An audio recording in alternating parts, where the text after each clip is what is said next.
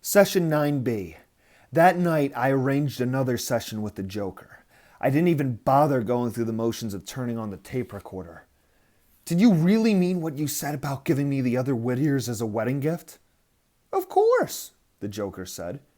Have you set a date yet? I clasped my hands together to keep them from trembling. I'd always been a terrible liar.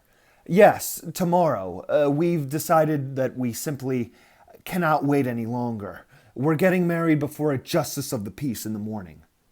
Really? Congratulations. I'm very happy for you. Thank you. So, I was wondering, could you tell me where you've stored those stolen Whittiers? I'll pick them up tonight, if you don't mind. No, of course not.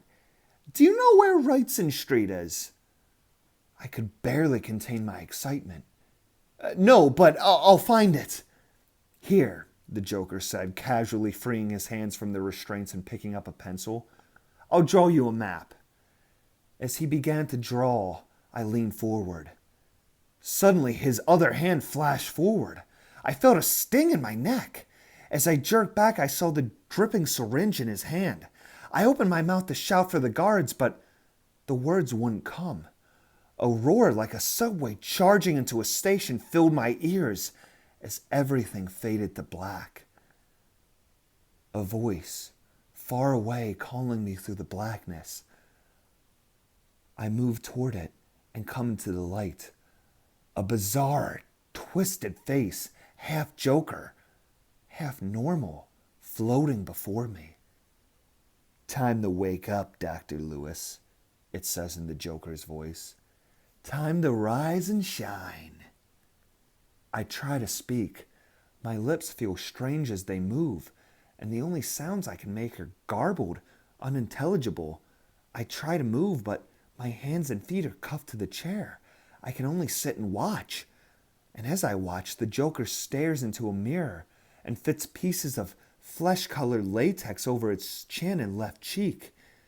I only see him in profile, but as each piece is affixed, he looks less and less like the Joker and more like somebody else. Somebody I know. You gave me some very bad moments there, Dr. Lewis, he said. For a full 24 hours, you had me believing I misjudged you, underestimated you. Self-doubt is most unpleasant, even in a minuscule dose. I don't know how other people put up with a lifetime full of it. I try again to speak, but the result is still gibberish. Don't bother, he says.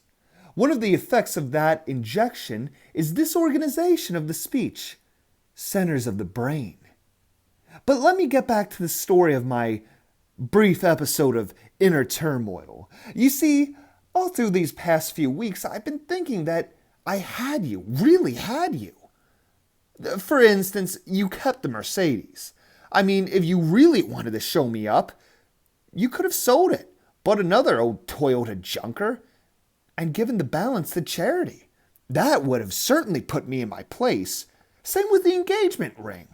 Oh, I know I put you in a tough spot there, but you really had the courage of your convictions. You'd have told the lovely Dinah the truth, but you didn't.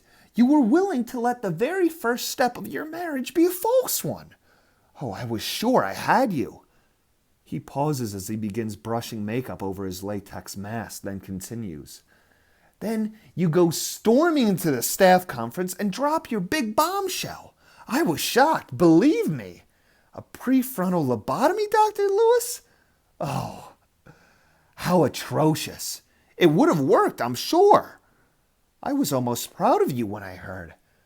None of the other incompetents here had the brains to think of it, or the guts to suggest it.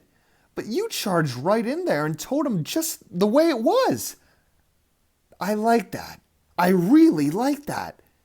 Reminds me of me, as a matter of fact. I try to speak again, with the same results. What's that? He says. You're not like me. Oh, but you are, Dr. Lewis. A while back, you took me to task for being indifferent to the consequences of my actions.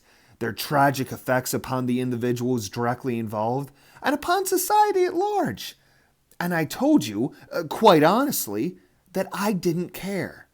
You were so self-righteous. And then what did you go and do?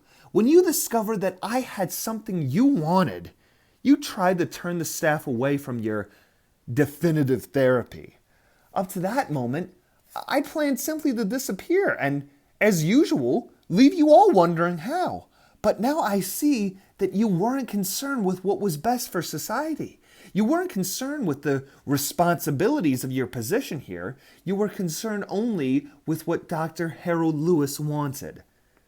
And you weren't even honest with yourself about it. He lifts the mirror and holds it before his made-up face as he turns to me. Hidden behind the mirror, he says, "See? Didn't I say you were just like me?" And in the mirror, I see the pale, distorted features of the Joker grinning back at me. Horror rips through me. I try to scream, but it's completely useless. That injection contained a non-lethal variation of my tried and true Joker venom, he says, staying behind the mirror. So besides scrambling your speech areas, it has also pulled your lips into a very handsome smile. I've completed the picture by bleaching your skin and dyeing your hair and fingernails green. Then he lowers the mirror. I gasp as I see my own face on the Joker's body. "How do I look?" he says. I struggle frantically with the chains, trying to pull free, trying to break the arms of the chair so I can get my hands around his throat.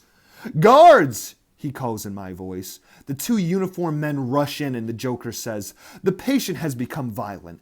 I think it'd be best to carry him back to his cell as is, chair and all. I'll order a sedative that will hold him until his surgery tomorrow morning."